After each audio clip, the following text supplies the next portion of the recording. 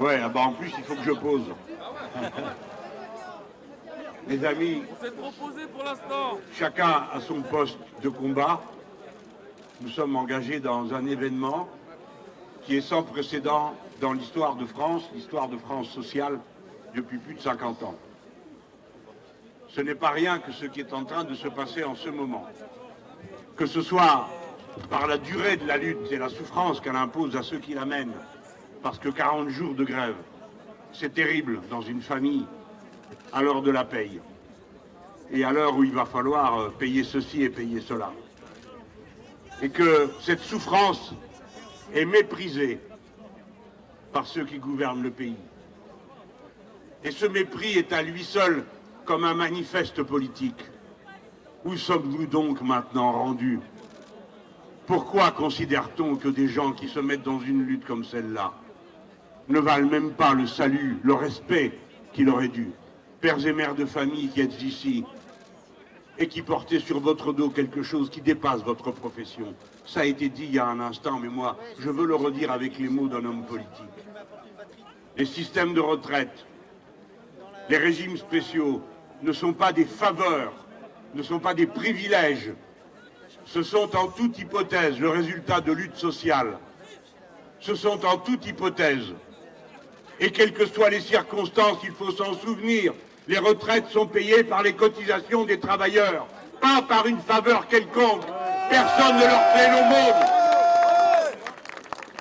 La retraite, c'est comme un salaire différé. Depuis que le monde du travail existe et que le travail salarié existe, on a voulu raccourcir le temps de travail parce que la machine doit prendre le relais, parce que la peine de l'être humain doit être soulagée dans la semaine, dans la journée et dans la vie. La réduction du temps de travail est consubstantielle à la classe salariée, parce que la classe salariée est la seule qui produit toutes les richesses qui sont si mal réparties aujourd'hui. Et elle a droit à la part qui lui revient, parce que c'est elle qui l'a produite.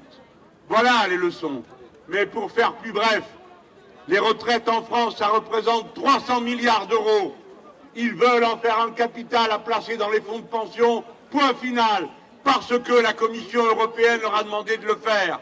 Aujourd'hui, c'est la retraite par points, et si nous avions la stupidité d'y céder, demain matin, ce sera la retraite par capitalisation, parce qu'on ne peut pas transformer directement le système actuel en retraite par capitalisation. Il faut d'abord qu'il passe par les points. Par conséquent, non, c'est non.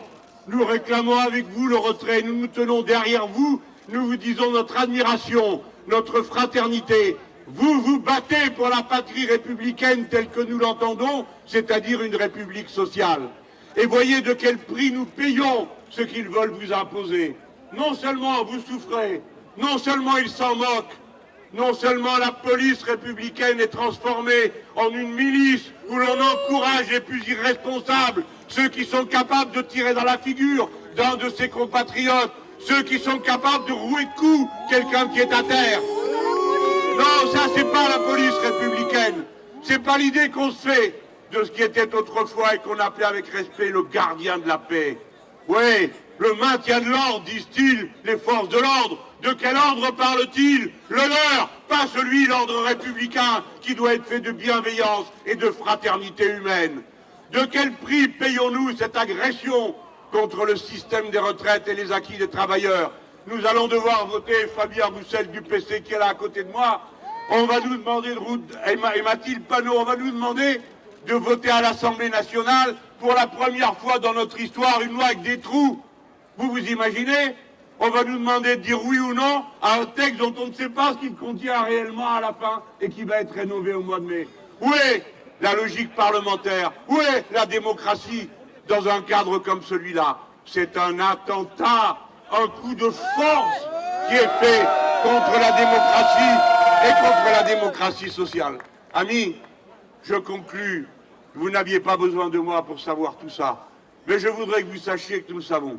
Nous avons compris, oui, il y a aussi des parlementaires qui n'oublient pas d'où ils viennent. Quelle a été leur classe sociale, où ils sont nés et avec qui. Mais je voudrais surtout vous dire, serrez-vous fort les coudes, les gars et les filles. J'ai l'âge qui me permet de vous donner des conseils. vos leaders qui sont aujourd'hui mis en cause. Ne laissez pas l'acide passer sous l'armure. Vous avez vu les accusations? Ça commence, homophobes. Ça va, on a compris il y a une semaine, c'était islamo-syndicaliste. On sait très bien ce qu'ils font. Détruire la respectabilité, l'honneur, l'engagement de ces hommes. Protégez-les, entourez-les de fraternité, d'affection, d'amitié.